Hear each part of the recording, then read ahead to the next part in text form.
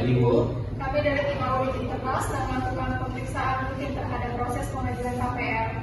Fokus utama kami kali ini adalah pada verifikasi dokumen penghasilan debitur. Apakah kami bisa menyatakan beberapa hal teknis? Tentu Bu, silakan. Dari hasil review terhadap 40 sampel aplikasi KPR, kami menemukan 6 aplikasi, 15% yang tidak memiliki dokumen pendukung penghasilan, seperti slip gaji atau laporan keuangan.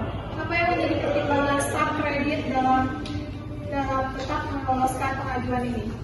Betul Bu, ada beberapa kasus terutama untuk debitur informal atau wira swasta, di mana mereka hanya menyertakan surat pernyataan penghasilan. Kami biasanya tidak terlalu ketat kalau nilai pinjamannya relatif kecil dan mereka memiliki amanah yang kuat. Kami paham fleksibilitas di lapangan, namun perlu dicatat bahwa kebijakan kredit bank menyatakan bahwa setiap pengajuan wajib menyertakan bukti objektif penghasilan seperti slip gaji, rekening koran 3 bulan terakhir atau laporan keuangan. Surat pernyataan pribadi tidak cukup secara regulasi.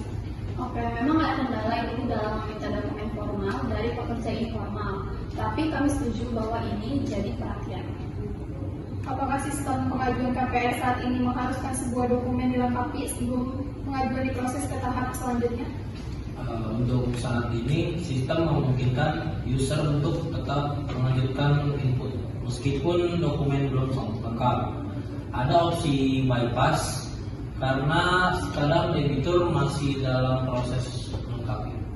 Baik, ini kami catat sebagai risiko operasional. Ada 3 rekomendasi. Yang pertama, sistem perlu dimodifikasi agar tidak dapat memproses aplikasi ke tahap approval sebelum semua dokumen wajib terunggah. Yang kedua, staf kredit perlu diberikan pelatihan ulang soal SOP dokumen agar tidak terjadi pelanggaran kebijakan. Kami juga mencermati bahwa banyak data ampunan seperti sertifikat rumah dan bukti pengikatan hak tanggungan belum diperbarui di sistem.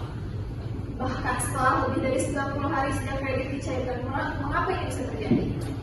Itu biasanya Bu karena proses paling lama di BPR dan notaris cukup memakan waktu.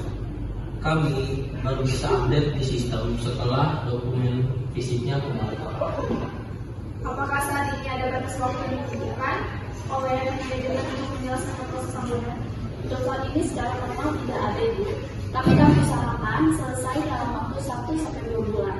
Masalahnya kami tidak punya kontrol langsung atas pihak eksternal seperti notaris dan kantor pertanahan. Memang itu tantangan umum, tapi berdasarkan perspektif dan regulasi OJK, dokumen ampunan seharusnya sudah selesai. Proses dan diinput maksimal 30 hari setelah pencairan. Jika tidak, bank bisa dianggap belum memiliki jaminan legal yang sah. Memang belum semua cabang menerapkan monitoring harian untuk status ampunan. Biasanya dicatat manual oleh tim kredit. Baik, kami memiliki beberapa rekomendasi. Yang pertama, tetapkan SLA maksimal 30 hari untuk menyelesaikan dan update ampunan ke sistem.